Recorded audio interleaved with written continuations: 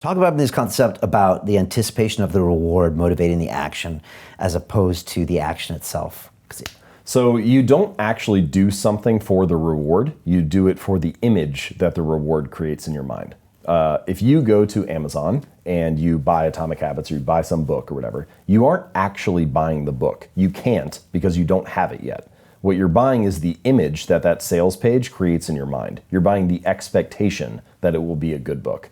And the reward of actually having the book or reading the thing only comes afterward. It only comes after the action.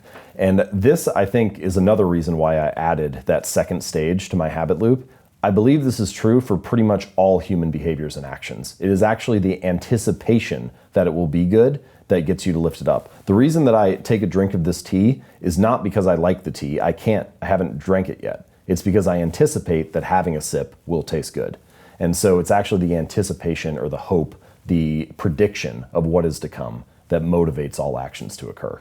You could write a whole book on that, couldn't you? Well, and a lot of it we have already talked about a little way in various ways, but your prediction of what a cigarette means or your anticipation of whether bread is favorable or unfavorable, all of those cravings, all of the story that you tell yourself about whether I should anticipate this favorably or whether I should avoid it or whether it doesn't really mean much of anything at all. It's that anticipation and that prediction that motivates you to respond one way or another. And I think that was something that was overlooked by a lot of the previous habit and behavior books. Yeah, we see examples of this all the time. I mean, you see people who sign up for a gym membership, and that's like enough sometimes. Oh, I've started to get fit. You see the show up rates of those kinds of things, or buying a course online to do something. I think you almost feel like you've done it because of all this anticipation. So this is actually a much deeper point than I think a lot of people realize, which is that the craving, that second stage, that anticipation that we're talking about, the craving motivates you to act, then you take the action, and then there's the reward, and the reward serves two purposes. And the first one is that it satisfies the craving that came before. Okay. So if the thing that got you to buy the online course or that got you to sign up for the personal trainer at the gym was the hope or the anticipation that, oh, if I do this, then I'll be getting fit, or if I do this, then I'll be getting the ideas I need to build my business or whatever. You've satisfied that craving by making the purchase. And so now that craving is actually gone. What you need is a different craving now. You need the craving to make sales calls or to do a set of burpees or whatever. That's the new craving that you need to actually stick with the real thing. You've fulfilled the craving that motivated the purchase. And so a lot of the time people feel like that motivation evaporates after that choice has been made. Yeah, it's like a dual reward. There's one that you actually earn, and there's one you get right away. Again, that's a whole nother book. Also, if the one you get right away in your mind, a few months later will now start probably eating at you, thinking, oh wow, I wasted that money and I did this again, and that'll probably pull your self-esteem down lower because you got that gratification up front. And again, with the book. Again, I keep talking about Tim Ferriss, but he always says, plan your vacations well in advance, because the 6 months of anticipating a vacation is almost always better than the vacation. So again, do these long lead times to where you can think about it the whole time. Yeah. Think about the safari, because when you get there and do it, it rarely isn't what you think it will be. Right. That's a way of kind of doing that for your own benefit. The opposite way is, of course, buying something without the intention of doing it. So you can actually track this in the mind a little bit. If you track dopamine gets brought up a lot when people talk about habits. It's not the only chemical that plays a role in habit formation, but it does play an important role. And if scientists track dopamine levels, the very first time you do something, the first time you have a bite of a pancake, or the first time you get a hit of cocaine, dopamine spikes after the experience because you didn't know to expect anything, and then it was like, whoa, that tasted really good, or that was way better than I expected. And so dopamine goes up. But then then your brain learns, oh, pancakes are really tasty. And so then the next time around, when you see a pancake, dopamine spikes in anticipation. It spikes beforehand. So same thing is true for, there have been a variety of studies on it. Gamblers will get a spike of dopamine when they see the dice, not after they roll. Cocaine addicts will get a spike of dopamine when they see the powder, not after they take it. Because what happens is anticipation spikes, dopamine spikes, excitement and hope spikes. Then you have the response. You roll the dice or take the hit of cocaine or eat the bite of the pancake. And if it's as good as you expected it to be, dopamine is at baseline because it matches your expectation. You're not surprised. In order for you to have that feeling of excitement and surprise again, it needs to be better than your expectation. which is why you start to see in a lot of addictions, people develop like a tolerance. And so the only way they start gambling more and more money, right? The bids go up higher and higher, or they start to use more and more because they're trying to outpace that anticipation that came. So they can have that feeling of surprise and delight again.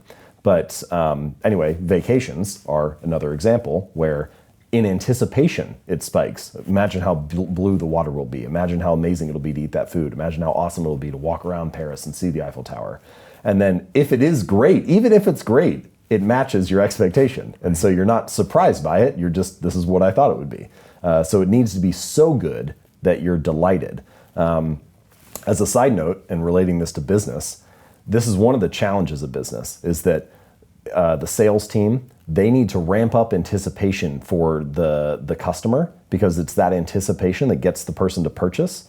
But then the product team needs to make something that's so great that people are still surprised. And you see this problem all the time. The sales team sells something, or marketing sells something that the product can't deliver, and then people end up disappointed rather than excited.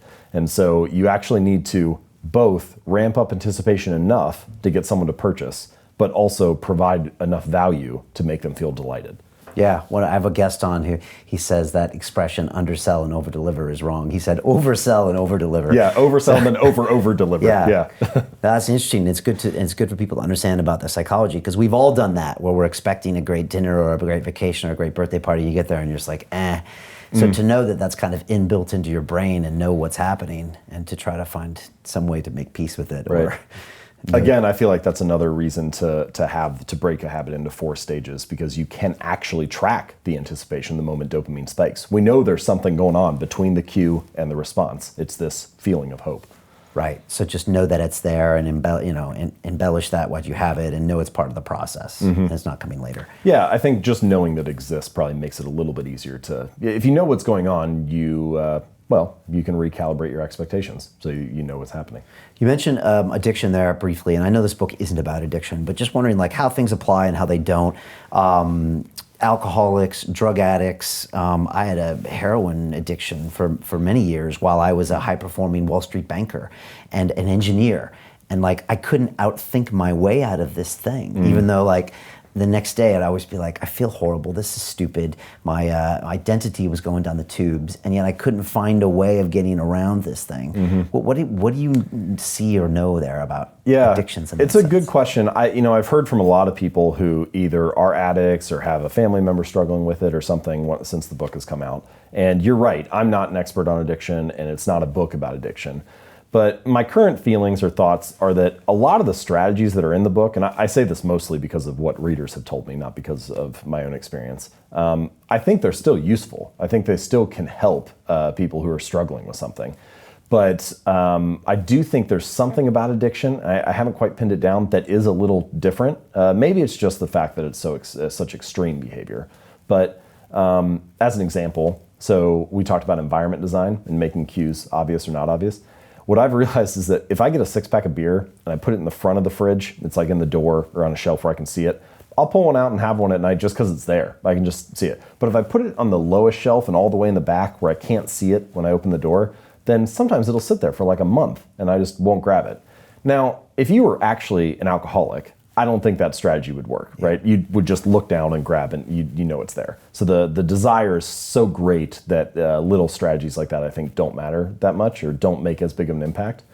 But the principles I think are still true and can still be useful. For example, I've had a lot of readers who either they or their children struggle with ADHD, and they said, yeah, there's a bunch of stuff in the book that we've started to use that's been very helpful. So there is definitely some overlap there, but I do think addiction is a different beast. Yeah, I think really big debilitating addictions have a lot to do with your just core identity and sometimes trauma and things like that. And I know you talked to Rich Roll about this as well, and we've had Rich in here, and he's got a great, fascinating story about his, former alcoholism. But just knowing from myself, when I could really change my identity and connect with the greater human beings with what I'm doing here, a lot of my addiction issues just kind of started dissolving in a way. So there was more going on there than just having it in front of me. But knowing that habits were a part of a belief system, that it was all integrated into a self-esteem, is a helpful thing to know. I've heard that from other readers as well. They said, especially when they read the chapter on identity-based habits, they were like, this describes the process I had to go through to kick my addiction or my smoking habit or my gambling habit or whatever. It was only once I saw myself in a new light and told myself a new story about what my identity was and who I was that I was actually able to like stick with this change. So I think there are a lot of the core principles are true and accurate, but I'm not exactly sure how they map onto addiction.